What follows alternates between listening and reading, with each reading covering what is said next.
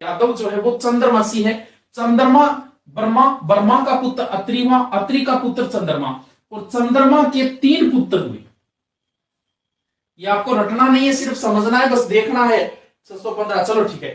3 पुत्र हुए, कौन कौन सी? तारा, बुध और पुरुरवा।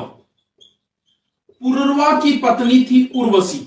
इन्हें भी दिख रही है क्लास तक? हाँ, उर्वशी, ठीक है।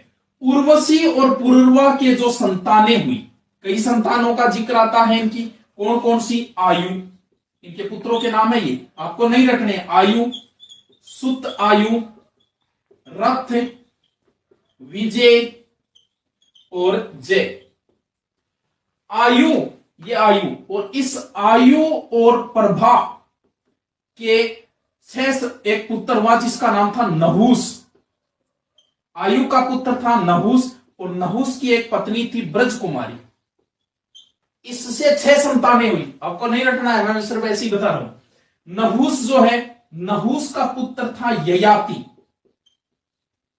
और इसकी पत्नी थी देव। इसकी 2 पत्नियां थी, एक देवयानी। कोई ध्यान रखना है तो भी कोई जरूरी नहीं। ययाति, और ययाति के 2 पुत्र हुए। एक पुत्र का नाम यदु था और दूसरे पुत्र का नाम तुर्वस था। तो तुर्वस के पुत्र तो यवनवंश निकला, और इस यदु की संतानें कहते हैं कि आगे चल के यादव कहलाए।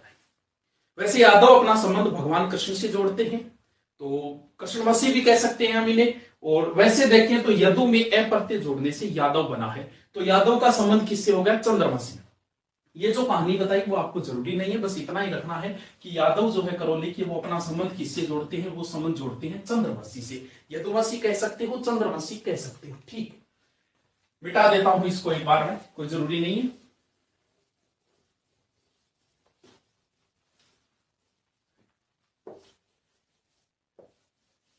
देखो, अग्निपुराण, ये भी आपको नहीं रखना। अग्नि पुराण का अध्याय 274।